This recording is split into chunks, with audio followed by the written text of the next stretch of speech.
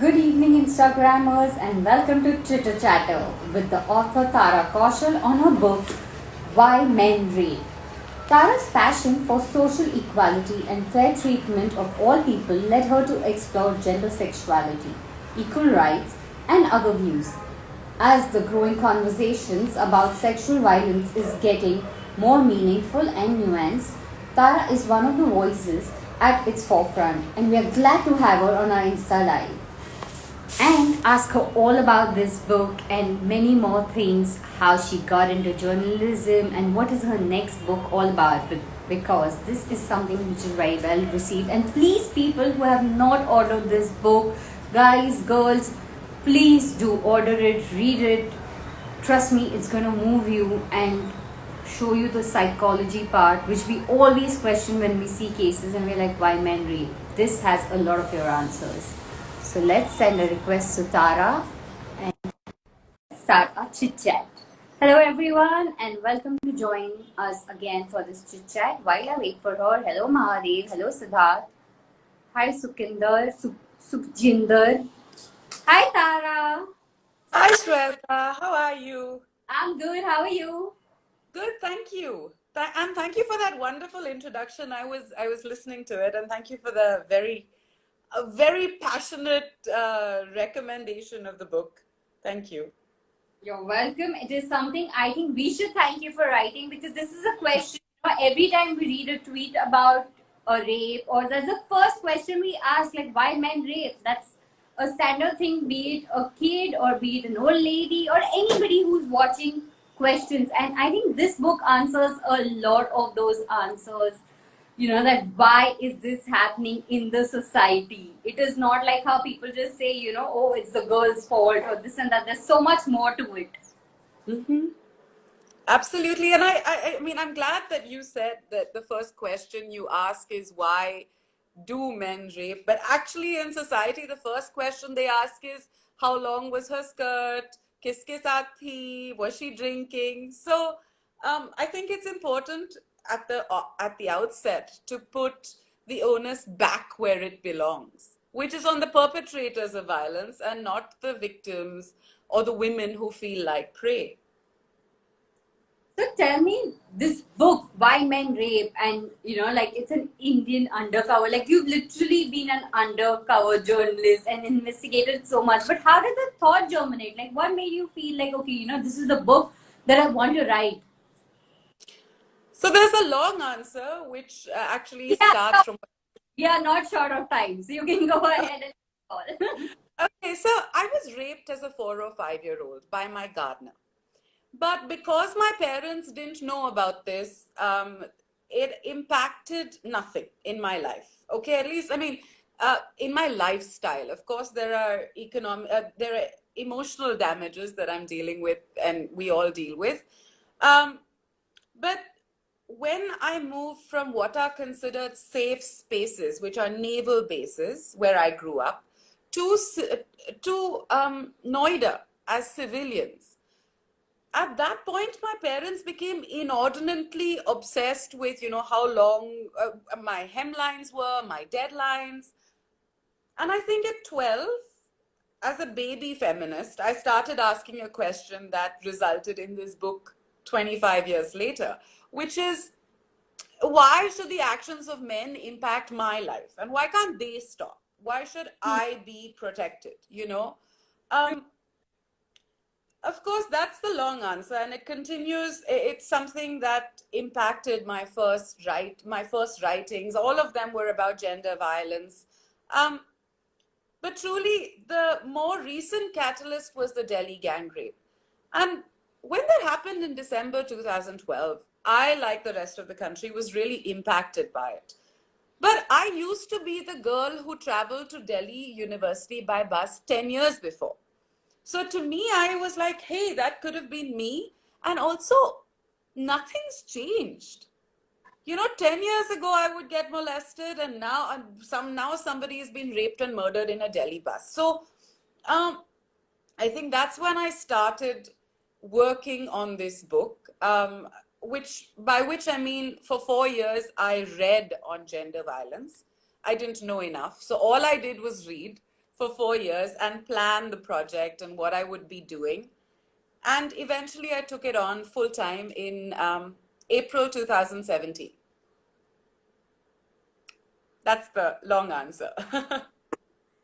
So tell me, you have interviewed people from all the sectors of the society. I mean, there is every place, be it, and every profession, and it may not have been an easy task. So, to get hold of them, to make them speak, because some of them were very proud, what I understood, like they were proud of what they've done, and some of them still shied away, and you had to get it out of them. So, what was your journey like, if you could tell us a little about it?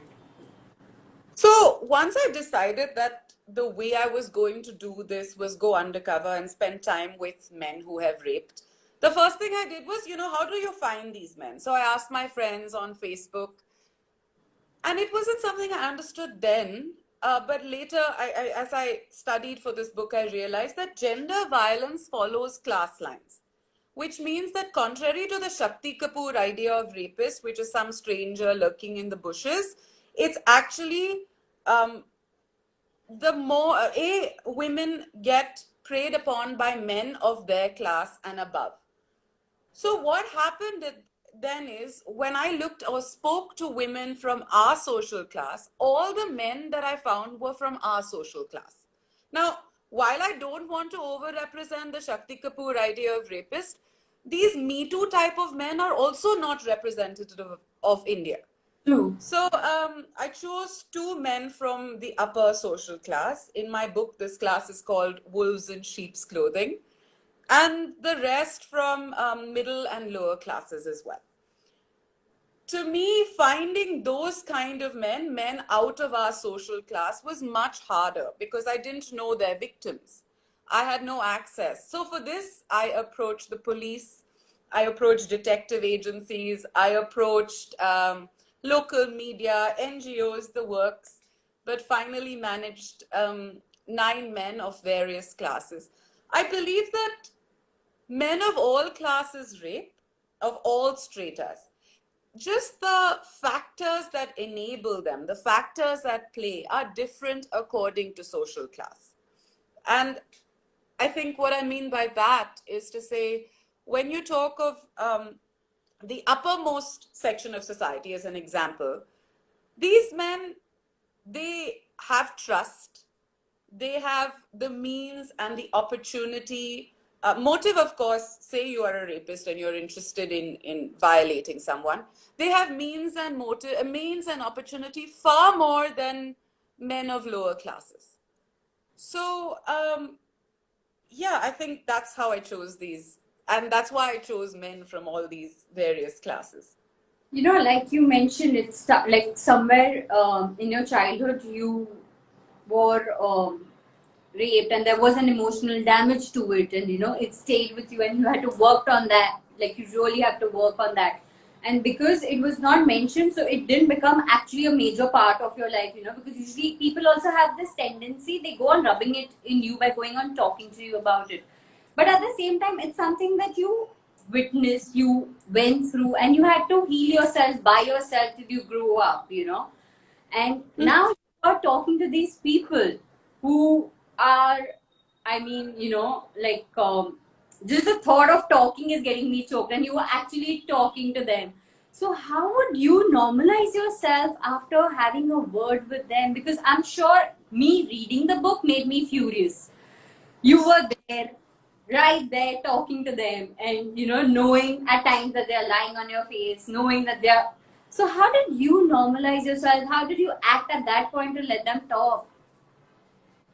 So there has to be a filter.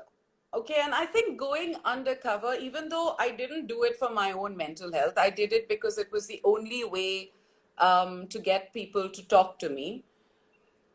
Um, I feel that pretending to be someone else created a filter between the persona that I was playing and what they were saying and what this persona was saying and what I was actually feeling.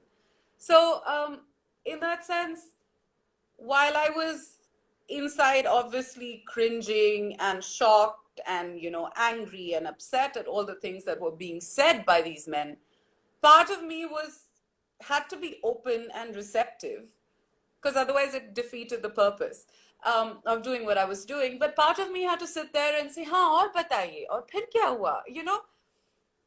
But this is not this fracture is something that is clearly something I bear within me.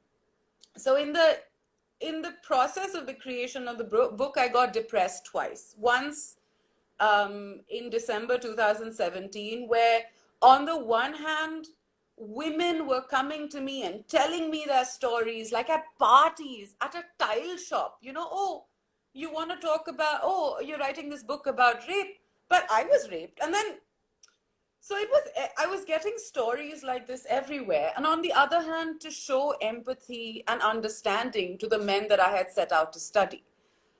So by December 2017, I had an emotional breakdown. Likewise, in August 2018.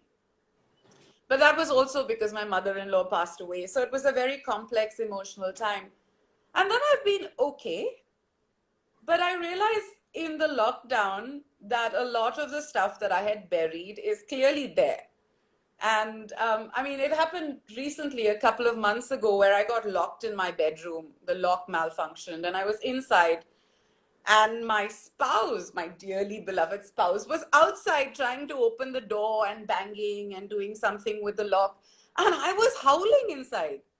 And he's like, dude, what are you upset about? And I guess I was triggered. So this is stuff that exists, and it's stuff that I'm working through now with my therapist. But at that point, I think at the moment that I was with these men, I was in character, I was in the flow, I was very determined to get what I had set out to get from them. In your book, there is also a narration where you saw the red flags, and luckily you went with your intuition. You know, so I'm sure you saw red flags quite often and you had to be very attentive of it. So when you would see something like this and it would trigger, how would you gather your strength and, you know, go ahead with it, or, you know, overcome your intuition? Because that one story was like, you know, like, if you were not aware, there was so much more that could have happened. So how were you, you know, it's like, I mean, there's a point where you are hearing a story. At the same time, you're being attentive to witness if there's any red flags happening where you're concerned, because you need to even protect yourself, though you are an undercover and whatever, because you were by yourself there. So the emotion that triggered at that time, how did you overcome those red flags? Well, so I think when you're undercover and you're playing a character, you are hyper aware. And also, I'm a woman interviewing men who have raped. I mean, it's not, you know, protectionism is one thing. We say that, you know, girls shouldn't even go on the street because they're of the many men there, they would possibly encounter someone who was interested in sexually violating them. But here I was seeking out these people. So you do have to be hyper aware. And I think my intuition has always served me well, like my whole life. So the incident that you're talking about, the one in Jammu, in Kathua, I knew very well that this man was trying to trap me in his village. So it was something I just got, once I realized the story, and once, I'm also really smart. So apart from the intuition, I was like, hey, listen, don't try this with me.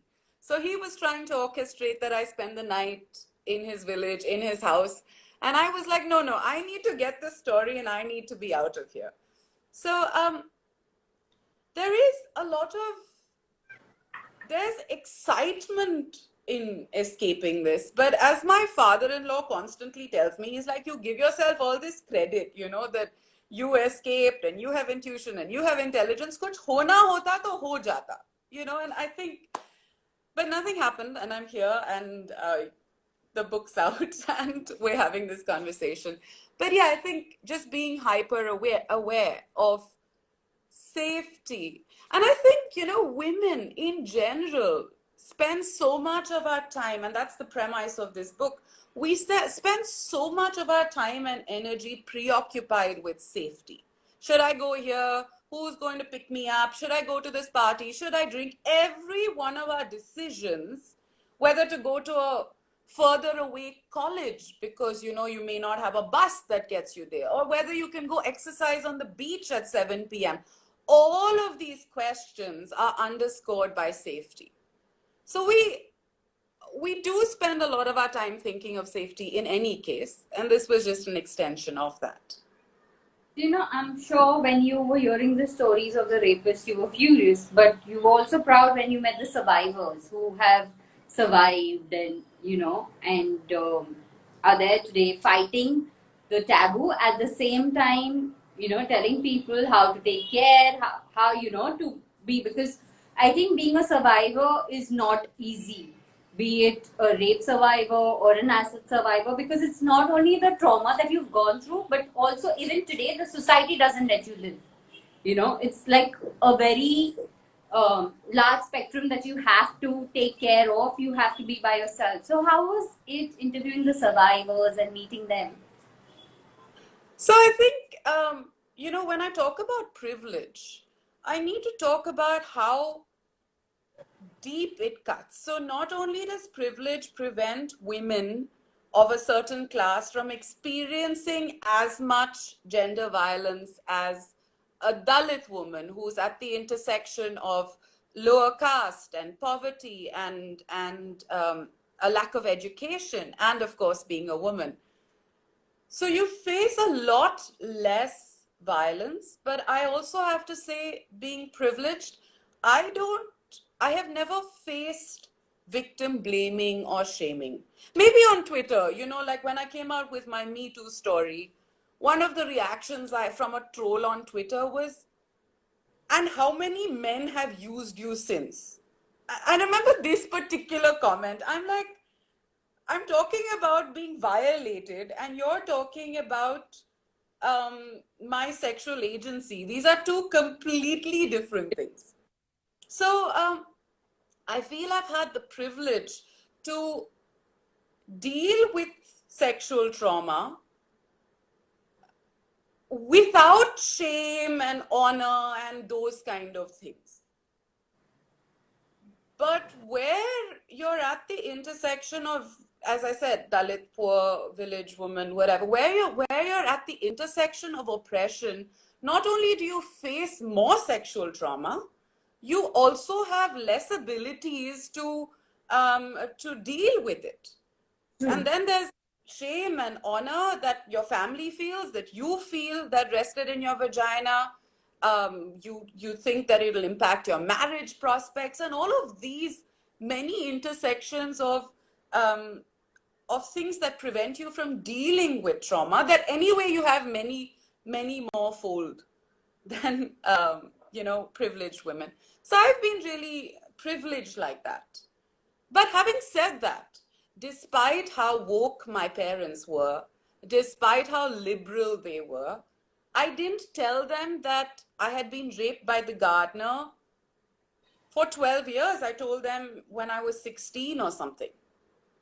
So I don't think kids have again, I reiterate, my mom told me about periods when I was 5 or 6 years old. My father gave me a book when I was 12 called Everything You Ever Wanted to Know About Sex But Were Afraid to Ask. So I come from a really liberal family. But despite that, I was unable to tell them. And so kids don't have a lot knowledge, kids or language, or kids are also very self-centered. So you do carry blame. And now, of course, I realize that a 4-year-old, no matter how short her skirt or her dress, can carry no blame. But these are not things that I had arrived at by that point. So I told my parents when I was 16.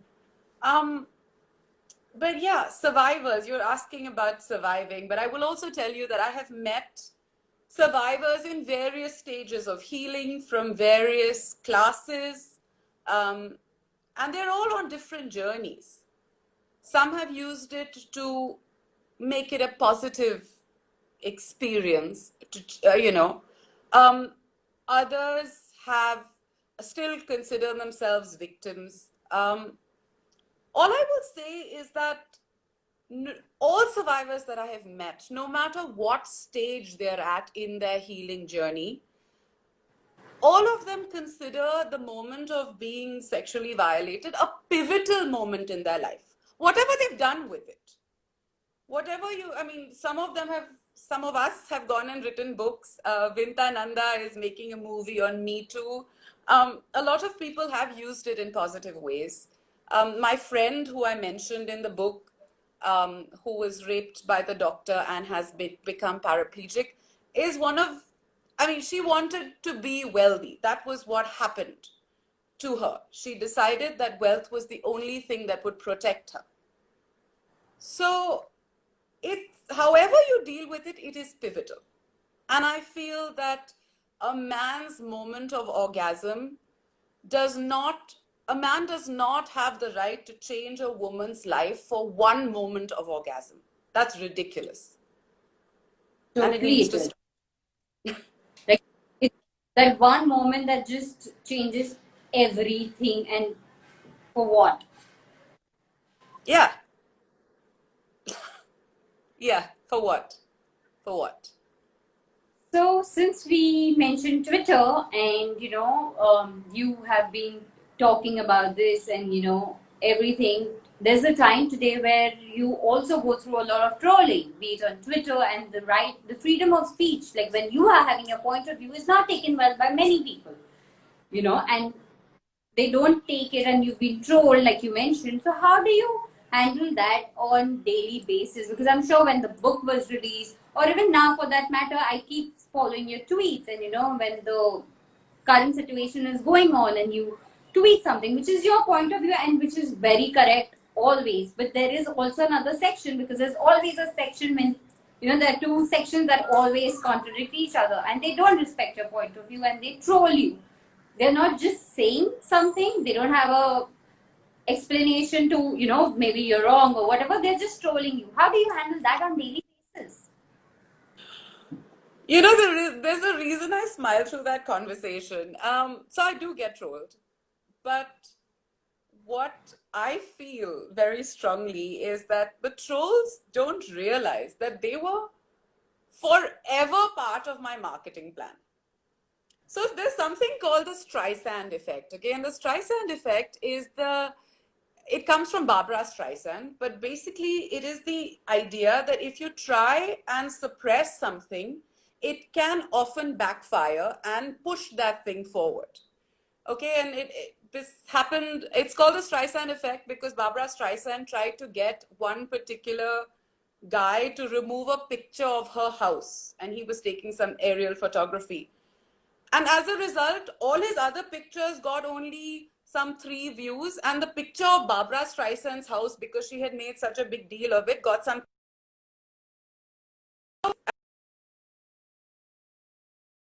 And every time they come to my videos, and they're saying stuff like, false rape complaint and men too, and the usual stuff. I want to thank them for not only being so predictable with these very inane arguments that I can easily dispel, but also to keep the engagement going, man. The more people read my book, the better it is for me. So I like the trolls. I enjoy them. And I think if you can't beat them, use them. Wow, I have to highlight this for the Instagrammers. If you can't beat them, use them. Make positive out of negative. Yeah, absolutely. If life gives you trolls, make publicity, dude. So it's This is sad. yeah. So that's my agenda. I love the trolls. So they behave exactly the way I want them to. I make stories out of their inane conversations. I have a lot of fun. And it's great for my ego, right? Because beyond a point, they can't argue this false rape complaint. These are not logical things to argue. So it's True. great. Some days I have a lot of fun. So, you have also mentioned the cinema and the media coverage and all of that, how that influences too. And that is something that nobody will ever mention. Like I said, people will say, why men rape? They will say, why was she wearing this? Why was that happening? But they will never mention the fact that how cinema influences, how the media coverage influences people. But you have tagged that, and that's a very important part of the book again. So how was it? I mean, like that section, I was like, yeah, that's so true. And we don't even pay heed to it. So, how did you, like, I'm sure there's a lot of research and all, but how did you think of that segment? Because it's something that happens, but you really don't give much awareness to it. So, to me, Bollywood or criticizing Bollywood and the role that Indian films play was a fairly easy task. Okay, lots of people have done their research about it and their theses. We have discussed to death what Nana karte pyar tumhi se kar baithe. What does that mean? That normalizes stalking on in the guise of love and eve teasing. What else does it mean? So I think the Bollywood chapter was easy. There's a lot of research on this, and I think I've just communicated that research to the readers in a palatable form in this book. What is more interesting to me was the news media aspect. Not much research and not much thought is paid to how media coverage impacts or influences rape. And that's something that I really wanted to bring to the forefront, because on the one hand, you can say that it's great, media coverage on rape has increased fourfold since the Delhi gang rape of 2012. But episodic media coverage has a lot of negatives and, in fact, increases rape. Now, there's a concept called contagion, which has been studied about how the media, by watching stuff about violence or suicide on the media, it makes a lot of copycat cases also happen. This is not discussed too much when it comes to sexual violence, but it is true. The other thing it does is, if you talk about news media, it also muddies the water when it comes to consent. If, for instance, that is rape, what happened with Jyoti Singh Pandey is what is rape. Ki, 4 men in a bus, rape plus murder, heinous. Sorry.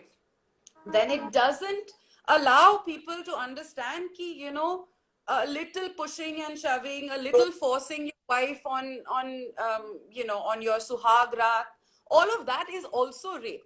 It deadens our palates. It confuses the idea of consent. So I think my media chapter was more cutting edge in that sense. And in fact, everything that has happened with Riya Chakravarti since is something that I've predicted and talked about in the book that was released before all of the Riya thing. It was all predicted. What trial by media does, what all of this yellow journalism causes. It's in the book, and it's clearly played out in the last few months. So, I have to say I can go on about this book because, and I couldn't, like, I wanted to read it, I didn't want to keep it down, but at the same time, it made me furious at so many points, it made me curious at so many points that I had to take it slow. Because there was, it was like if I had a question, at some point you were answering it. At some point it was like as if you knew what the reader is looking out for, and this book has been really appreciated, and I'm so happy that you've joined us live and you've answered all our questions. But already HarperCollins is working with you on another book, so before we end our live, would you want to give us a little introduction about it? So the second book I'm co-writing with my best friend and senior journalist Soumya Rajaram. It's about the rape and murder of 25-year-old Neha Sharma, who was a PhD scholar in Agra. And she was raped and murdered on the 5th. I was trying to calculate back how many years. It's been 7.5 years. So she was raped and murdered on the 15th of March 2013. And Soumya and I are just following this case to look at the other side, because one of the things that happened during Me Too was people saying, law ke paas jao na, follow due process. What are you doing? Why are you coming to the court of social media? And through this case, I want to investigate what law actually means, what justice in India, in this country actually means. So it's very easy for everyone to say, why are you coming to the court of social media? But 7.5 years later, that case is still in a fast track court. No one's received justice. And so that's something that I want to that Soumya and I are looking into through this book. And we're looking forward for that book too. And we are looking forward for a live session too after the book releases. Absolutely. I've had a great time. Thank you for having me. Thank you, Tara, for joining us live and enlightening us on so many things. And all you Instagrammers, if you haven't read this book, please go download from on your Kindle or your iBook or purchase it on Amazon. But this is something, be the guy, be the girl, you need to read. So thank you, Tara, once again, and hope to catch up with you soon and keep the good work going. Thanks so much, Shweta. Bye, everyone. Thanks for watching.